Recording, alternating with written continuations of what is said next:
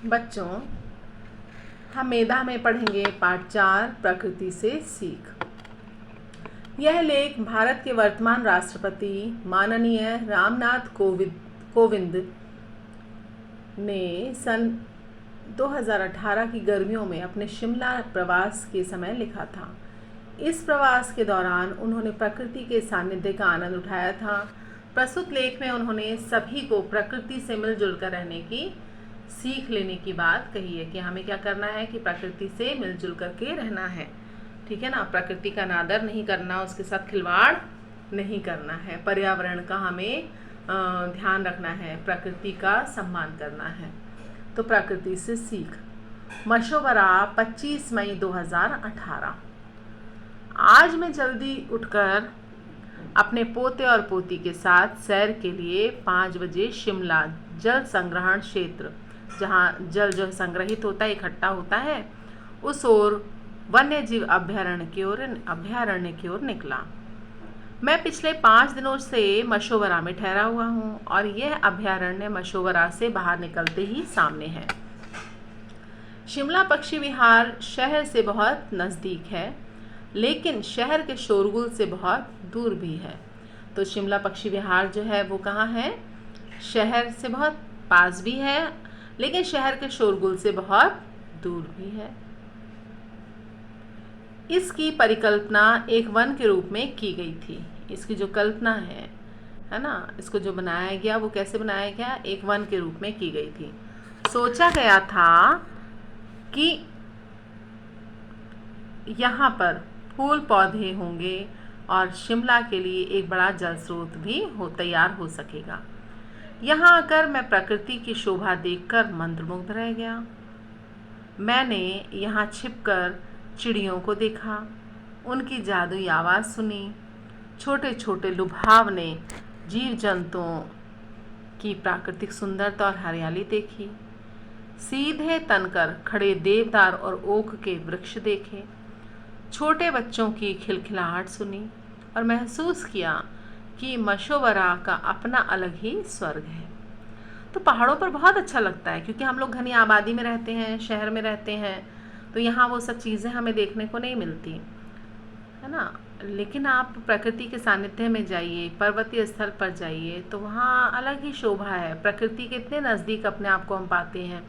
तरह तरह के पक्षी, तरह तरह की चिड़िया, जो जादुई आवाज़, छोटे छोटे लुभावने जीव जंतु, प्राकृतिक सुंदरता, हरियाली, बड़े बड़े सीधे सीधे खड़े हुए वृक्ष, छोटे बच्चों की खिलखिलाहट, और वहाँ का अपना एक अलग ही सौंदर्य है।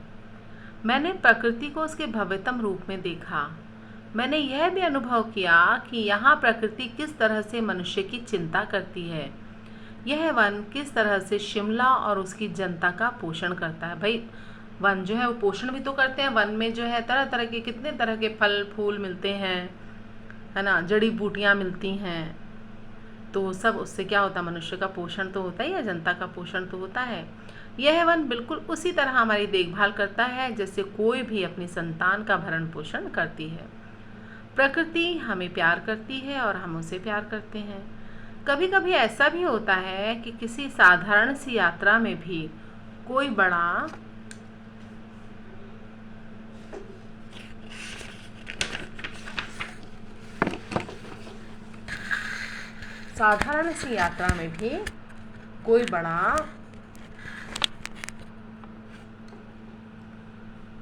विचार पनप जाता है। यहाँ आकर अनेक विचार मन में आए। मैंने सोचा कि यह धरती माँ कितनी प्यारी है और अच्छी तरह से हमारा पालन पोषण करती हैं, लेकिन हम इसके पोषण के लिए क्या करते हैं? हम इसके लिए क्या कर सकते हैं? अगर हमें यह सुनिश्चित करना है कि यह प्रकृति एक संसाधन के रूप में, स्रोत के रूप में, मित्र के रूप में हमारी आने वाली पीढ़ियों के लिए उपलब्ध रहे, तो इसके लिए हमें क्या करना चाहिए? तो वास्तव में ये सोचने का विषय है। और अब इस समय वर्तमान स्थिति में जो चल रही है, तो वास्तव में ये सोचना चाहिए कि हम धरती का किस तरीके से पालन पोषण कर सकते हैं। हम उसे किसी तरीके से कैसे ऐसे रख सकते हैं ताकि हम संसाधन के रूप में उसका, हमारी आने वाली पीढ़ियाँ भी उसके लिए, उसका मतलब उपलब्ध रहें उसके लिए, ठीक है ना। आज हम वनों का नुकसान कर रहे हैं, जंगलों को नुकसान पहुंचा रहे हैं। और आपने देखा होगा अपने अजमेर के आसपास जो अरावली पर्वत श्रृंखला थी उसको काट काट के बिल्कुल प्लेन मैदान बन गए, सपाचट मैदान बन गए, लोगों के घर बन गए हैं, है ना, और पहाड़ों को काट दिया गया है। तो हमारी आने वाली पीढ़ी उस सुंदरता को देखने के लिए से महरूम हो गई है ना, नहीं देख पाएंगी। और ये हमारे लिए भी कितना नुकसानदेह है ये चीज़ें। तो क्या हमें आने वाली पीढ़ियों के प्रति, अपनी संतति के प्रति अपनी जिम्मेदारियों का एहसास है? अगर हमें हम तो वर्तमान में जी रहे हैं, आज के समय को देख रहे हैं, हमें ये एहसास ज़रा भी नहीं है कि आने वाली पीढ़ियाँ केवल किताबों में ही रह जाएंगी ये बातें, ठीक है ना, वो इन सबको देख नहीं पाएंगी।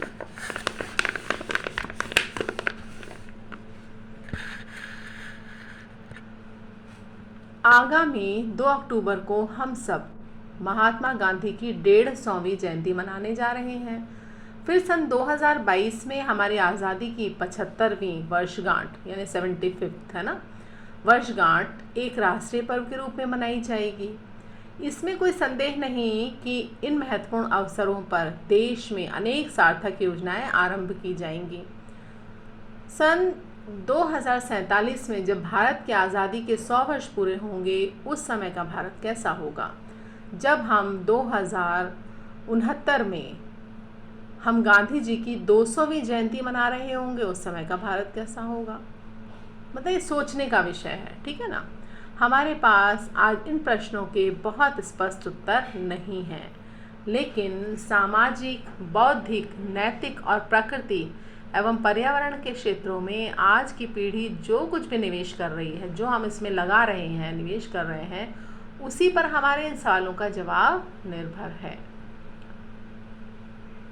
मतलब हम जो आज कर रहे हैं, आने वाली पीढ़ियों का उन पर काफ़ी असर पड़ेगा, ठीक है ना।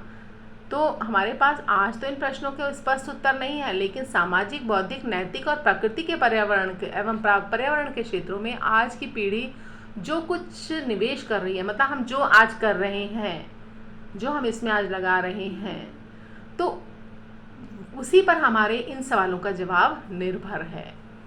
आज हम अब देखो, आज जो हालात हैं, कोरोना एक विशाल महामारी का रूप ले चुकी है, तो ये सब क्या है? क्योंकि हमने प्रकृति के साथ जो खिलवाड़ किया है उसका खामियाजा हमको भुगतना पड़ रहा है, ठीक है ना।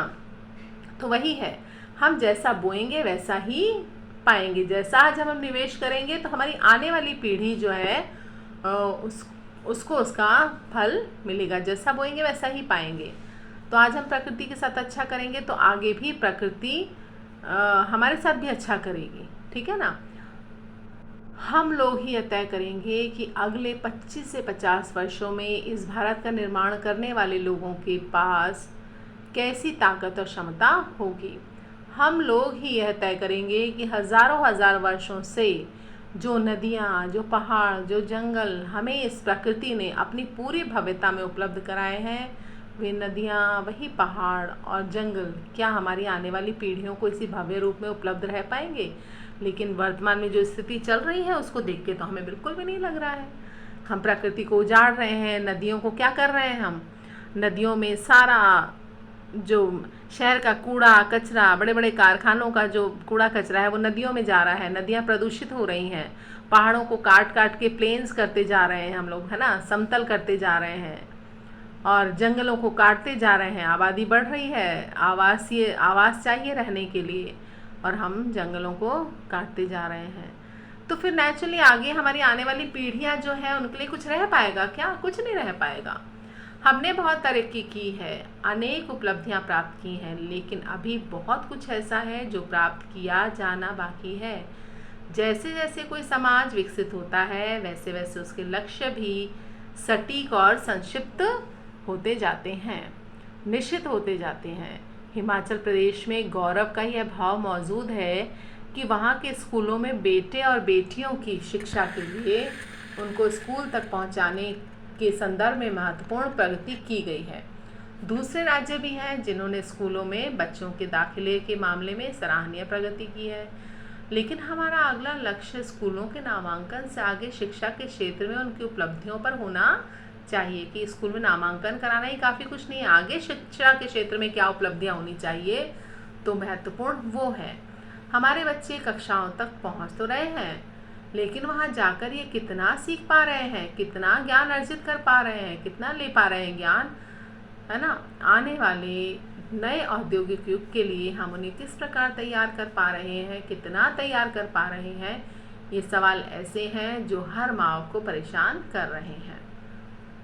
इसी प्रकार से अगर सोचें तो जिस प्रकार से स्कूलों का प्रसार स्थान स्थान पर हो रहा है, क्या उसी प्रकार से स्वास्थ्य संबंधी आधारभूत सुविधा अपनी जनता को उपलब्ध नहीं कराई जानी चाहिए? शिक्षा के क्षेत्र में तो ध्यान दे रहे हैं, नित नए नए प्रयोग हो रहे हैं, लेकिन स्वास्थ्य के क्षेत्र में भी तो कुछ करना चाहिए। ये मुद्दे समाधान चाहते हैं हर भारतीय के लिए हमें इन मुद्दों से जूझना होगा, और ऐसा करते हुए क्षेत्र के आधार पर या धर्म किसी प्रकार के भेदभाव को पास में हमें पटकने नहीं देना है। मतलब हमें इन मुद्दों से जूझना है, ये विषय है, इनसे जूझना है, लेकिन हमको ये क्षेत्र के आधार पर या किसी प्रकार के धर्म के भेदभाव के को पास में नहीं हमको लाना चाहिए। ये सुविधाएं सबको देनी होंगी, चाहे वे हमारे किसान भाई बहन हों या फिर उद्योगों से जुड़े हुए जन लोग हों। सबको स्वास्थ्य सेवाएं उपलब्ध करानी होंगी। यहाँ पर भी प्रकृति हमें एक संदेश देती है कि जिस सामाजिक क्षेत्र में मैं आज गया था, जिस प्राकृतिक क्षेत्र में मैं आज गया था, वहाँ एक दूसरे के साथ कोई भेदभाव नहीं किया जाता। यहाँ पर जल सभी के लिए उपलब्ध है, यहाँ के पेड़ सभी को छाया देते हैं, यहाँ की साफ हवा सभी को पोषण देती है। भाईचारा और करुणा तो मानव प्रकृति के स्वभाव में है। जो कुछ भी हम एक समाज के रूप में करते हैं, वह सब करते हुए हमें उसी करुणा को, भाईचारे को, मानवीयता को और परस्पर गरिमा को, सम्मान के भाव को अपनी आशाओं में और भारत के प्रति अपने सपनों में शामिल करना होगा। इन सब के मूल में मेल मिलाप की भावना है, सबको एक सूत्र में पिरोने वाली भावना है। प्रकृति हमें एक दूसरे पर निर्भरता सिखाती है। मधुमक्खी का पोषण फूल से मिलता है, जल सभी जीवों की प्यास बुझाता है, वृक्ष पक्षियों और जीव जंतुओं का स्वागत बाह पसार करते हैं। अगर फूल भी ये सोचे कि नहीं भाई, मैं अपना पराग जो है वो मधुमक्खी को नहीं देता हूँ, और जल जो है वो सोचेगा नहीं भाई मैं हर किसी की प्यास नहीं बुझाता हूँ, मुझे तो अपने अपने लोगों की ही प्यास बुझानी है। अगर वृक्ष भी ऐसे ही सोचे कि नहीं मुझे तो कुछ नहीं देना है लोगों को, है ना, पक्षियों को आसरा नहीं देना है, तो मामला कितना बिगड़ जाएगा, है ना, असंतुलन हो जाएगा, असंतुलित हो जाएगा सब कुछ। मेल जोल में, एकात्मकता में एक प्रकार का संगीत महसूस होता है। ऐसा लगता है जैसे कोई ईश्वर या बंधन है इन सबके बीच। जीवधारी चाहे छोटा हो या बड़ा, शांत हो या शोर मचाने वाला, सभी को मिलजुल कर साथ साथ पुष्पित पल्लवित होने देती है प्रकृति, है ना। वो ये नहीं देखती कि जो है जीवधारी छोटा है या कोई बड़ा है, या बहुत शोर कर रहा है या कम शोर कर रहा है, वो सभी को एक साथ मिलजुल करके पुष्पित और पल्लवित होने देती है हमारी प्रकृति। यह आगे बढ़ने का अवसर प्रदान करती है। मानव जाति को भी प्रकृति से यह गुण सीखना चाहिए कि हमें कोई सभ्य भाईचारा होना चाहिए, करुणा होनी चाहिए, मानवीयता होनी चाहिए। उन सब के लिए यहाँ पर जाति पाति का कोई बंधन या ऊंच नीच का कोई बंधन नहीं होना चाहिए। भारत को प्रकृति से अनुपम वरदान मिला है, बहुमूल्य वरदान मिला है। इसलिए आइए हम सब मिलकर उस एकात्मकता को और हर एक व्यक्ति को अपनी आकांक्षा पूरी करने, अपने सपनों और अपने भाग्य के लिखों को पूरा कर पाने में सहायक बने। इससे हमें एक राष्ट्रीय आंदोलन का रूप देना होगा। भारत का ऋण है हमारे ऊपर, हमें अपने वर्तमान का ऋण चुकाना है। आइए धरती माँ का, प्रकृति का यह ऋण हम उतार कर जाएं। तो ये जो लिखा है लेख, वो लिखा है माननीय रामनाथ कोविंद जी ने, जो हमारे भारत के राष्ट्रपति हैं। उन्होंने बहुत सुंदर ये पाठ है, और ये अब हम जिस समस्या से जूझ रहे हैं तो काफ़ी हद तक उसके बारे में लिखा हुआ है कि हमें प्रकृति के साथ मेल जोल बनाए रखना चाहिए, प्रकृति के साथ अन्याय नहीं करना चाहिए। और हमने प्रकृति का सम्मान नहीं किया, उसके साथ अन्याय किया, तो उसका परिणाम हम आज कोरोना महामारी के रूप में हम भुगत रहे हैं। ठीक है ना। और अगर हम अभी भी नहीं संभले तो आगे जाने कितनी और महामारी आएंगी जिन सबको हमें फेस करना बहुत मुश्किल होगा। तो अभी भी समय है, हमें संभल जाना चाहिए, प्रकृति को नुकसान नहीं करना चाहिए, प्रकृति का सम्मान करना चाहिए। चलिए, अब कल मैं इसके प्रश्नोत्तर आपको भेजूंगी और आप इसके प्रश्नोत्तर कीजिएगा।